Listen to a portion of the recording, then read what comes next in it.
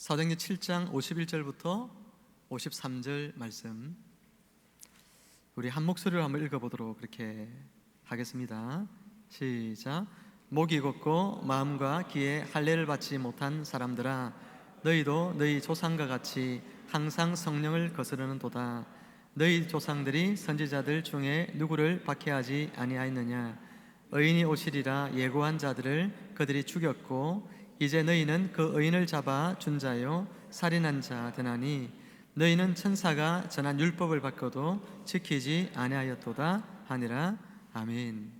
한번 따라해 보겠습니다. 율법의 완성자이신 예수.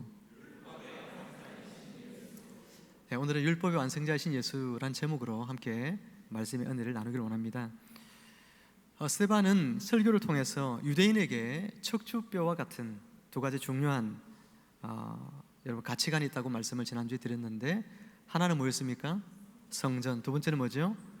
바로 율법이었습니다. 지난 시간에 스데반은 유대인들의 잘못된 성전관에 대해서 지적을 했죠. 유대인의 성전관은 크게 세 가지가 있다 그렇게 말씀드렸습니다. 첫째는 크고 화려해야 한다는 것. 그리고 두 번째는 뭡니까? 그것은 예루살렘에 있어야 된다. 장소적인 그런 개념이었다는 거죠. 그리고 그곳에 하나님의 영이 계시다 하는 것입니다. 하지만 스데반이 설교한 성경 속의 그런 성전은 건물도 아니고 장소도 아니고 하나님의 임재하심이 있는 곳, 하나님의 백성들, 바로 또 여러분 자신, 그것이 바로 하나님의 성전이다 그렇게 말씀을 드렸습니다. 우리의 몸이 하나님의 성전이기 때문에 우리는 말씀으로 날마다 우리의 몸과 마음을 깨끗하게 닦아내야 할 책임이 있고, 또 오늘 여러분들이, 교회가, 또 성도들이 하나님의 성전이기 때문에 지체들을 대할 때에 하나님의 영이 임재해 계신 그런 거룩한 성전으로 지체를 존귀히 여기는 그런 성도들의 삶이 되어야 한다. 지난 시간에 거기까지 우리가 말씀을 나누었습니다. 오늘은 우리가 유대인에게 있어서 두 번째 척추뼈에 해당하는 율법에 대하여 은혜를 나누고자 합니다. 율법이 목적하는 바가 무엇인지를 바로 알고, 그리고 그 은혜를 누려가는 저와 여러분들이 다 될 수 있기를 주님의 이름으로 축복합니다. 먼저 알아야 할 것은 뭐냐면, 율법이 뭐냐? 여러분, 율법이 뭘까요? 율법은 하나님께서 자기 백성들에게 하나님의 뜻을 지키며 살라고 주신 그런 계명이죠. 하나님의 백성이 되었으니까 당연히 이제 우리는 하나님의 통치를 받아야 되잖아요. 그 하나님께서 어떻게 통치하십니까? 바로 율법을 주셨어. 그 율법을 따라 순종하며 살아가도록 함으로 우리를 통치하고 계신 것입니다. 성경에서 율법은 613가지라고 우리는 배웠지요. 긍정적인 율법을 하라 그렇게 말하는 율법이 248가지, 하지 말라라고 하는 부정적인 율법이 365가지 그렇게 되어 있습니다. 여러분, 하라고 하는 율법보다 하지 말라고 하는 율법이 더 많죠? 신명기 28장 이하에 쭉 보면 하나님이 주시는 축복보다 저주가 거의 3배 가까이 성경에 많이 나오고 있죠. 왜 하지 말라는 율법이 많고 왜 저주에 대한 계명이 더 많으냐? 그것은 인간이 죄짓기 쉬운 본성을 가지고 있기 때문에 그런 것입니다. 타락한 이후의 인간들은 늘 죄를 많이 지으니까 하지 말라고 하는 이야기가 많은 거죠. 그럼에도 불구하고 자꾸만 죄를 짓습니다. 그러니까 그것에 대하여서 돌이키도록 하기 위해서 하나님이 그들에게 벌을 주시게 되는 것입니다. 그러니 축복을 받는 것보다 벌을 받는 것이 3배 가까이 더 말씀은 많이 기록하고 있는 것입니다. 이처럼 율법은 613가지지만 그러나 예수님께서는 이 율법을 좀 더 확장시켜서 구약성경 전체가 다 하나님의 율법이다 그렇게 우리에게 가르쳐 주었습니다. 여러분, 하나님께서 그렇다면 율법을 주신 목적이 뭘까요? 오늘 두 가지 말씀을 같이 먼저 은혜를 나눌 텐데, 첫 번째 목적은 우리의 죄를 깨닫게 하기 위해서 하나님이 율법을 주셨습니다. 로마서 7장 7절 말씀을 같이 한번 우리 읽어보면 좋겠습니다. 시작. 율법으로 말미암지 않고는 내가 죄를 알지 못하였으니 곧 율법이 탐내지 말라 하지 아니하였더라면 내가 탐심을 알지 못하였으리라. 아멘. 여러분, A라고 하는 분이 명품 가방을 하나 사서 왔습니다. 근데 B라고 하는 분이 그게 너무나 갖고 싶은 겁니다. 그래서 마음으로는 벌써 10번도도 그 가방을 탐하고 있습니다. 여러분, 그러면 세상에서는 마음으로 도둑질을 했으니까 당신은 감옥에 가야 됩니다, 이렇게 말할 수 있습니까? 없지 않습니까? 그러나 율법은 뭐라고 합니까? 그것이 죄다, 이렇게 이야기하고 있습니다. 세상에서 가르치는 법과 율법이 가르치는 법은 상당히 많이 다릅니다. 누군가가 또 어떤 사람을 향해서 너무나 미워가지고 마음으로 그 사람이 죽었으면 좋겠다, 또 마음으로는 그 사람을 저주하고 원망하고 수도 없이 죽인다고 해서 살인죄 또는 살인미수죄로 감옥에 가지 않죠. 그 고발 대상도 되지 않지만 율법은 뭐라고 합니까? 그것이 바로 죄다, 이렇게 말해주고 있습니다. 율법은 이처럼 죄를 드러냅니다. 율법이 아니었다면 죄라고 생각하지도 못하고 우리는 살아갔을 텐데, 율법을 통해서 죄가 무엇인지에 대하여 명확하게 알게 되는 것이죠. 그러면 죄를 깨닫게 되었으면 어떻게 해야 합니까? 죄를 지어야 됩니까? 안 지어야 됩니까? 안 지어야 되죠. 그런데 한번 보십시오. 누가 죄를 지적해주면 사람들은 죄를 안 지어야 되겠다 이런 생각을 하는 것보다 기분 나빠서 오히려 더 반발하고 죄를 짓는 그런 사람들이 많이 있음을 보게 됩니다. 학교 다닐 때 저도 그런 기억이 나는데, 벌청소를 하고 있는데 선생님이 나중에 와가지고 아이고 열심히 했네 이러면 뭐 좋으면 좋습니까? 그죠? 쓱 닦아보고, 그죠? 이거 뭐야? 이렇게 이야기하면서 여기도 닦아 저기도 청소 이렇게 막 이야기하면 내가 잘못해서 지금 벌청소하고 있는데 괜히 지적을 또 받으면 뭐합니까? 청소 깨끗이 안 해놔서 지적받는 거잖아요. 그런데 기분 나쁩니다. 선생님 나오고 나면 빗자루 탁 던져버리죠, 그죠? 청소 안 해, 막 그렇게 되어지지 않습니까? 여러분, 우리 마음이 그렇습니다. 운전하는 사람, 잘못하는 사람에게 지적 잘못했다가는 당신 그렇게 운전하면 안 돼 이렇게 지적했다가는 말로 아마 욕을 들어먹어야 될 각오를 해야 될지 모릅니다. 이처럼 어떤 부류의 사람들은 죄를 지적을 받으면 오히려 화를 내고 그리고 기분 나빠하면서 계속해서 죄를 짓는 그런 부류의 사람들을 보게 됩니다. 이런 사람에게는 죄를 지적해 준 의미가 없죠. 그 사람이 미처 몰랐던 이것이 죄라고 하는 것을 깨닫게 해준 그런 의미가 하나도 없어지는 것입니다. 그래서 로마서 11장 21절 말씀에서는 이들을 향해서 뭐라고 하냐면 미련하여 마음이 어두운 사람이라 그렇게 말했어요. 미련하여 마음이 어두운 사람. 여러분, 이런 사람들은 지적해주면 안 돼요. 그런 사람들에게 잘못 지적해주면 큰일 납니다. 마음이 어두운 사람, 미련한 사람은 지적해주는 게 아닙니다. 마음이 지혜로운 사람, 마음이 밝은 사람들에게 지적해주면 자기의 잘못을 인정하고 개선하고 고치려고 하게 되는 것입니다. 로마서 1장 28절에서는 이런 사람들은 하나님을 마음에 두기를 싫어하는 사람이다 그렇게 이야기를 했습니다. 하나님의 간섭을 받고 싶지 않아 합니다. 말씀의 통치를 받고 싶지 않아 합니다. 그래서 그들이 행하는 것은 불의라든지 추악한 죄를 짓고 탐욕스러운 삶과 그리고 악한 뜻을 품고 살며 시기심 등의 마음들을 버리지 못하고 자기 정욕대로 살아갑니다. 그 결과 하나님의 진노를 받고 지옥의 형벌에 떨어지게 될 사람들이다 그렇게 성경은 이야기를 했습니다. 그런데 또 다른 부류의 사람들이 있죠. 그들은 거듭 죄에 대해서 지적을 받을 때 이 부류의 사람들은 자신에게 있는 그 죄를 인정합니다. 그리고 더 나아가서 그 죄를 해결해 보려고 합니다. 개선해 보려고 합니다. 그렇지만 자신의 힘으로 이 죄의 문제를 극복해 보려고 할 때에 그렇게 잘 되지 않는 자신을 바라보면서 심하게 실망하고 자책하는 그런 부류의 사람들이 있습니다. 바울 사도는 여러분 그런 사람이었습니다. 로마서 7장 24절 말씀에 보면 바울은 자신을 이렇게 이야기했어요. 사망의 몸에서 옴싹달싹 못하게 갇혀있는 사람이 바로 자신이다 그렇게 말했습니다. 사망의 몸에서 옴싹달싹 못하게 갇혀있다. 스스로를 그렇게 표현했습니다. 선을 행하고 싶은데 선을 행할 능력도 없고 오히려 원하지 않는 그런 죄만을 더 많이 짓고 있는 그런 자신을 바라보면서 실망하게 된다는 거죠. 율법이 죄가 무엇인가에 대해서 가르쳐 주기 전에는 사람들은 자신이 행하는 것을 바라보면서도 그것이 죄인지 죄가 아닌지 잘 모르기 때문에 죄를 지으면서도 오히려 마음이 편할 수 있습니다. 그렇죠? 죄인지 모를 때는 이것을 막 행하고 돌아다녀도 죄인 줄 모르니까 즐겁게 행하며 살 수 있는데, 이제 율법이 죄를 가르쳐 주니까 마음이 불편해지기 시작합니다. 모든 것을 행할 때 이제는 자신 안에 수도 없이 죄를 짓고 있는 자기 자신의 모습을 바라보게 되면서 너무나 괴롭고 힘이 들다, 그렇게 고백하는 사람들이 있습니다.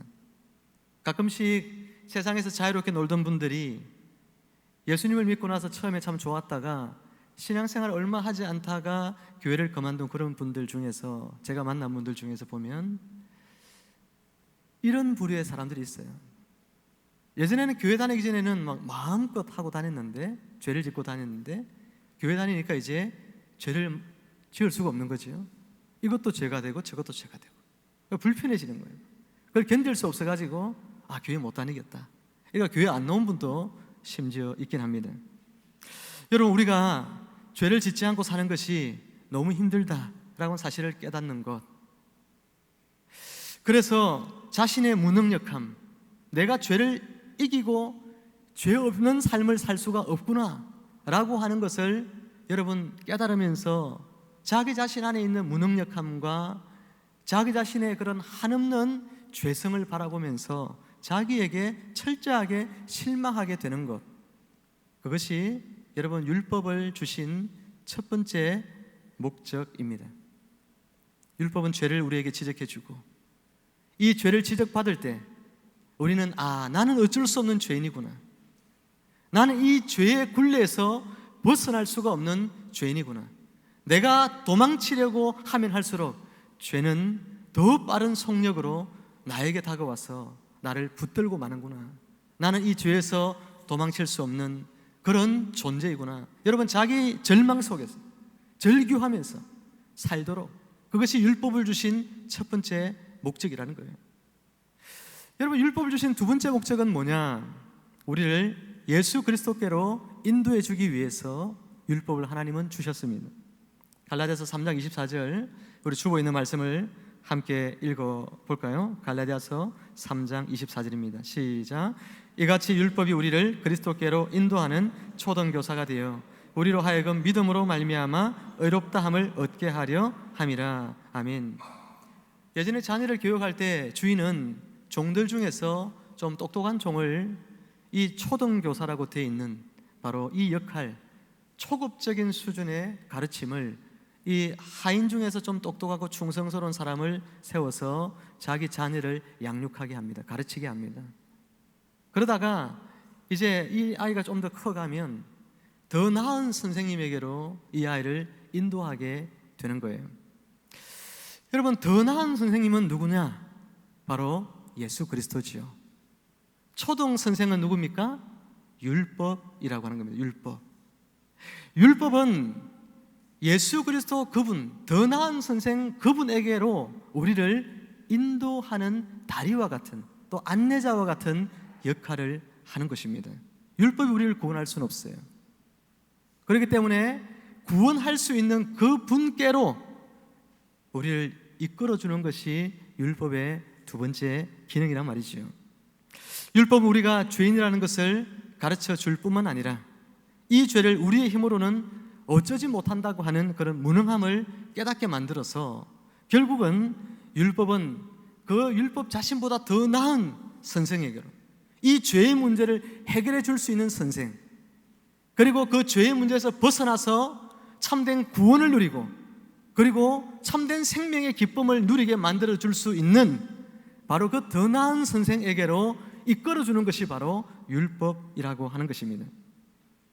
이것이 바로 율법의 두 번째 목적입니다. 그런데 유대인들은 여러분 어떻게 했느냐? 오늘 본문에 한번 보세요. 본문 7장 52절 끝부분에 한번 보시면 이런 말씀이 되어 있죠. 이제 너희는 그 의인을 잡아준 자요 살인한 자가 되나니, 그렇게 말하고 있습니다. 이 의인이 누굽니까? 예수 그리스도죠. 예수님을 너희가 죽였다는 겁니다. 조금 전에 말씀드린 대로 예수 그리스도는 더 나은 선생이었어요. 율법이 끊임없이 오늘 우리를 이끌어가고자 했던 바로 그 더 나은 선생이었어요.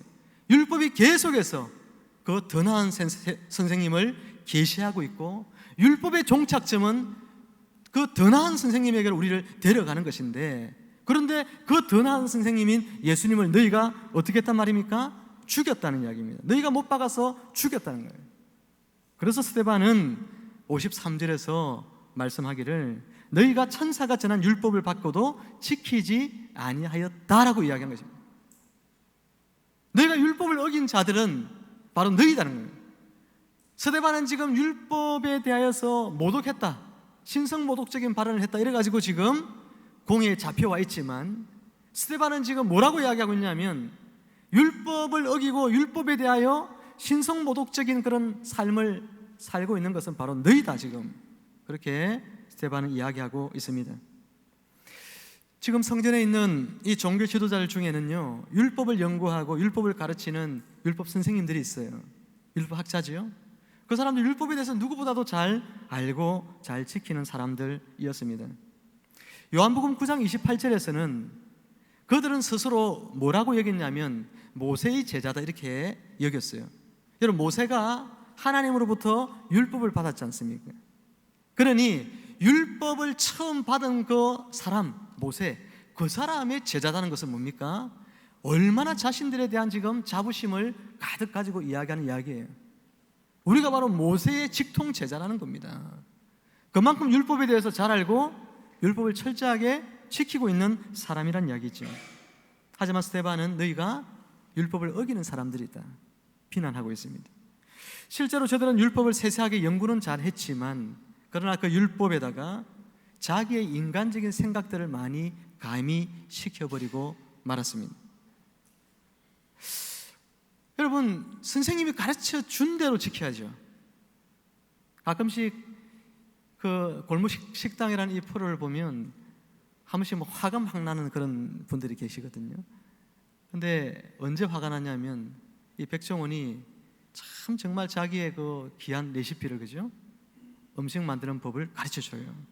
그런데 좀 시간이 지나서 가보면 어떻게 하고 있냐면 자기들 방식대로도 거기다가 조미료 떤 거 섞고 이래가지고 음식을 막 만들어 놔요. 그 백종원이가 얼마나 불같이 화를 내고 기분 나빠하고 그런 장면 보면서 막 보는 저도 막 화가 막 나고 막 그러더라고요. 여러분, 율법을 주었으면 율법을 주신 목적대로, 율법 그 자체대로 지키고 살아야 되는데, 이 율법학자들은 율법에다가 자기 자신의 인간적인 생각들을 더 집어넣어가지고, 물론 처음에는 그것은 율법을 더 잘 지키려고 하는 그런 생각 때문에 했겠죠. 그렇지만 나중에는 결국 어떻게 됐냐면 율법을 지키는 것은 뒤로 되어지고 인간적인 규례, 사람에게 보이려고 하는 그런 법들만 남아있게 되었다는 것입니다. 이것이 유대인들의 율법 생활이었어요. 예수님께서는 요한복음 7장 19절에서 그들에게 이렇게 말씀하셨죠. 같이 한번 읽어볼까요? 시작. 모세가 너희에게 율법을 주지 아니하였느냐? 너희 중에 율법을 지키는 자가 없도다. 너희가 어찌하여 나를 죽이려 하느냐? 예수님께서 직접 그렇게 말씀하셨잖아요. 너희 중에 율법을 지키는 자가 있다 없다? 없다. 예수님께서 이 말 때문에 이제 결국 십자가의 길을 가게 되는 빌미를 제공하게 됩니다. 오늘 이 본문의 이야기는 요한복음 5장에 나오는 38년 된 병자를 고친 사건 때문에 하신 말씀이에요. 그 38년 된 베드스다 목가에 있었던 38년 된 병자를 고치는데 하필이면 그 고친 날이 무슨 날이었어요? 안식일인 겁니다. 안식일. 안식일에 사람 고치는 것 할 수 있느냐 없느냐? 이 유대주의자들은 안식일에 사람 고치는 것은 일이다, 노동이다, 그렇기 때문에 이거 하면 안 된다 이렇게 했다는 거예요. 그런데 안식일을 제정하신 안식일의 주인이 누굽니까? 예수님이죠.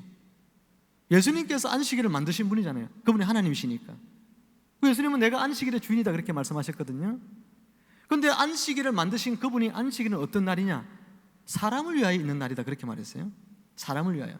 사람을 관습과 규례로 올감해가지고 사람이 아파가지고 죽어가는데도 살리지 않고 내버려두는 그런 날이 아니라 사람 살리는 날, 안식일은 그 사람이 평안하고 행복하고 그 사람을 위한 날이 안식일이라는 거예요. 예수님께서는 이 38년 된 병자를 안식일 날에 고치신 것은 바로 율법의 정신인 사랑을 실천한 것이죠. 38년 동안 괴로웠던 이 사람에게 주일날 고치면 되잖아요. 일요일날, 월요일날 고치도 되고 화요일 고치도 되고 일주일 중에 고칠 수 있는 날이 많습니다. 그런데 예수님께서는 의도적으로 안식일날 이 병자를 고쳤어요. 아니 38년 동안 참아왔는데 며칠 더 늦게 고친들 무슨 상관이 있겠습니까? 이 사람 입장에서는. 그렇죠? 예수님께서는 의도적으로 안식일이 사람을 위하여 있는 날이고 안식일의 정신은 사랑을 실천하는 것이고, 그래서 이 사람을 고쳤는데 이 바리새인들은 이 고친 행위가 일이다, 그래서 안식일의 법을 어겼다, 예수님을 비난하고 있는 것입니다. 얼마나 여러분 이 율법의 정신에서부터 많이 미끄러지고 벗어나 있는지 이 하나의 사건만 보더라도 잘 알 수가 있는 것이죠. 그런데 하지만 스데반은요, 이 종교 지도자들이 율법을 어겼다고 이야기할 때에 방금 예를 든 안식일의 규정 같은 그런 율법의 정신을 훼손하고 지키지 않은 그런 것들 너무나 많으니까 그것 말고 더 본질적으로 율법을 어긴 것에 대하여서 이야기하고 있는데, 그것이 바로 예수 그리스도, 그분을 너희가 대적하여 죽인 사건이라고 이야기하고 있는 것입니다. 율법이 계속해서 우리에게 계시해 주고 있었던, 율법이 할 수 없는 그 구원, 율법이 할 수 없는 죄에 대한 속죄, 우리로 하여금 죄에서 자유로워지고 생명의 환희와 기쁨 속에서 살도록 하는 일은 율법이 할 수 없는데, 그래서 이 초등 선생님인 율법은 우리를 더 나은 선생인 예수 그리스도께로 인도하려고, 그분께로 데려가려고 끊임없이 율법은 계시해 오셨는데도 불구하고 이 바리새인들은 그 율법이 계시해 준 예수님을 죽였다는 것입니다. 그 말은 너희가 율법 전체를 죽인 것과 똑같다는 것입니다. 예수 그분을 죽인 것은 율법 전체를 다 깡그리 어기고 죽인 것과 똑같은 범죄라고 하는 것입니다. 유대민족에게 율법을 전해준 사람이 있는데 모세지요. 이 모세가 신명기 18장 15절에서 이런 유명한 말씀을 남기는데, 이게 유명한 말씀인가? 여러분 잘 몰랐을 수도 있지만 오늘 말씀을 들으면서 이게 참 유명한 말씀이구나, 그렇게 기억하기를 바랍니다. 같이 한번 읽어볼까요? 시작. 네 하나님 여호와께서 너희 가운데 네 형제 중에서 너를 위하여 나와 같은 선지자 하나를 일으키시리니 너희는 그의 말을 들을지니라. 아멘. 여러분, 이 모세의 예언은 모세의 율법이 완전한 것이 아니라는 사실을 보여줍니다. 만약 모세의 율법이 완전한 것이라고 한다면 모세가 자기와 같은 선지자가 나올 것이다, 그렇게 이야기할 필요가 없겠죠. 선지자는 하나님의 계시를 전하는 사람인데 모세가 완벽한 그런 율법을 가지고 있었다면 더 이상 선지자가 나와서 하나님의 계시다 이렇게 이야기할 필요가 없지 않습니까? 그런데 이 모세는 장차 자기와 같은 다른 선지자 한 사람이 나올 것이다 그러면서 뭐라고 합니까? 너희는 누구의 말을 들어요? 그의 말을 들을지니라, 그렇게 말했다고요. 그의 말을 들을지니라. 내 말이 아니라 나와 같은 선지자 하나를 일으켜 주실 때 그 사람의 말을 들어야 너희가 산다는 겁니다. 그 사람을 들어야 너희가 온전히 구원받는다는 것입니다. 그가 누굽니까? 예수 그리스도입니다.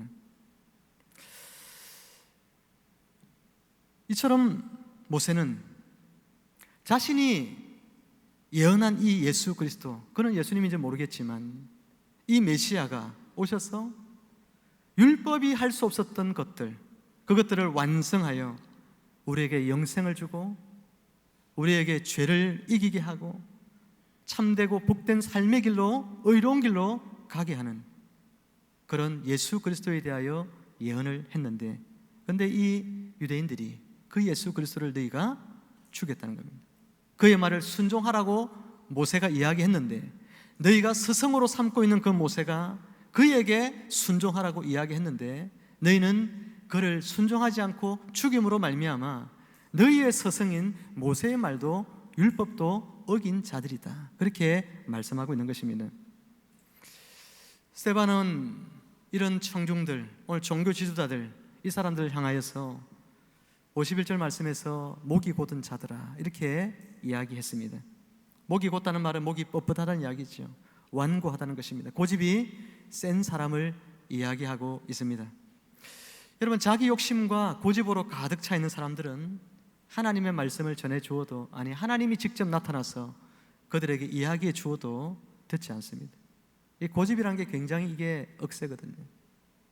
오늘 우리가 하나님 말씀을 들을 때 목이 뻣뻣한 사람이 되면 안 됩니다. 하나님의 말씀을 들을 때에 항상 겸손하게 하나님 말씀을 받을 수 있는 그런 자들이 되어질 때에 말씀의 은혜와 말씀의 위로와 말씀의 축복을 누리는 줄 믿으시기를 축원합니다. 아무리 여러분 좋은 이야기라도 고집이 센 사람들은 고집을 꺾지 않기에 그 말씀이 그 안에서 생명이 되지 못합니다. 세상에서 성공하기 위해서는 자기 고집이 있어야 된다 그렇게 말하는 사람들도 있지만, 그러나 주님의 은혜를 받고 살려고 한다면 자기 고집을 철저하게 버려야 합니다. 자기 생각을 꺾어야 하는 것입니다. 또한 스데반은 그들에게 뭐라고 했냐면 마음과 귀에 할례받지 못한 자들이다 그렇게 말했죠. 예레미야 선지자는 예레미야 4장 4절에서 이런 말씀을 남겼는데 같이 읽습니다. 시작. 유다인과 예루살렘 주민들아, 너희는 스스로 할례를 행하여 너희 마음 가죽을 베고 나 여호와께 속하라 그렇게 말했어요. 제가 한번 읽어드립니다.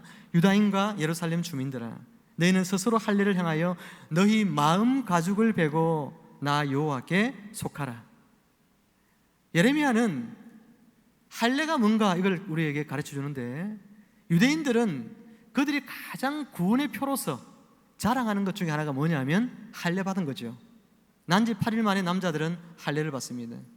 할례를 받는다는 이야기는 곧 신약에서 세례 받는다는 것과 똑같은 거지요. 그래서 그들은 할례 받음으로 말미암아 내가 구원받은 하나님의 자녀다 그런 확신을 가지고 살아가게 되는데, 그런데 예레미야는 육신적인 할례를 받는 것이 하나님의 자녀의 표가 아니고 그 마음의 가죽을 벗겨내고 마음의 할례를 받은 것이 진짜 하나님의 자녀의 참된 표다 그렇게 이야기를 한 것입니다. 아니 껍데기만 벗겨내고 내 마음은 굳은 살이 가득해서 하나님의 말씀을 들을 때에 그것을 불순종하고 말씀에 기울이지 않는다면 그 사람이 하나님의 자녀가 될 수가 없는 것이죠. 자녀는 아버지의 이야기를 듣습니다. 양은 목자의 음성을 따르게 되어 있다고 했습니다. 그런데 하나님 아버지의 음성을 듣고 순종하지 않으려고 하는 마음의 굳은 살이 벽에 있는 사람들, 불순종의 이 귀를 달고 있는 사람들, 그 사람들은 하나님의 자녀가 아닌 것입니다. 그런데 육신의 표피만 벗겨내고 할례 받았다고 내가 하나님의 자녀라고 이야기하는 것은 어불성설이라는 거예요. 이처럼 유대인들은 목이 곧고 마음과 귀에 할례 받지 않은 자들이기 때문에 성령께서 들려주시는 말씀에 순종하지 않습니다. 항상 성령을 거슬러 불순종의 삶을 살면서 급기야 용서받을 수 없는 죄를 짓는데 바로 메시아, 그분을 죽이는 그런 죄를 범하고 만 것이죠. 스데반은 그것을 아주 신랄하게 지금 지적하고 있습니다. 굉장히 기강되어서 스데반은 이 유대인들의 죄를 지적하고 있습니다. 안타깝게도 스데반의 설교는 여기서 끝이 나죠. 사실 복음을 전하려고 하면 예수 그리스도의 죽으심, 그리고 그분의 부활하심과 성천하심과 그리고 성령 보내주심과 그런 이야기들을 해야 하는데, 스데반이 여기에서 설교를 멈추게 된 것은 이제 사람들이 더 이상 듣지 못하고 스데반을 성 밖으로 밀치고 가서 그곳에서 돌로 쳐서 사형을 집행했기 때문이지요. 사랑하는 성도 여러분, 오늘날 세상도 여전히 2000년 전에 유대인들처럼 목이 곧고 마음과 귀에 할례 받지 못한 채 여전히 구원자이신 예수 그리스도의 복음에 대하여서 마음의 문을 닫고 있는 그런 사람들이 넘쳐나고 있습니다. 예수님을 거부하고 예수님 없는 삶을 고집하면서 멸망의 낭떠러지를 향하여 폭주하는 그런 기관차처럼 자신이 멸망당하지도 모른 채 멸망의 길로 미끄러져 내려가는 인생들이 많습니다.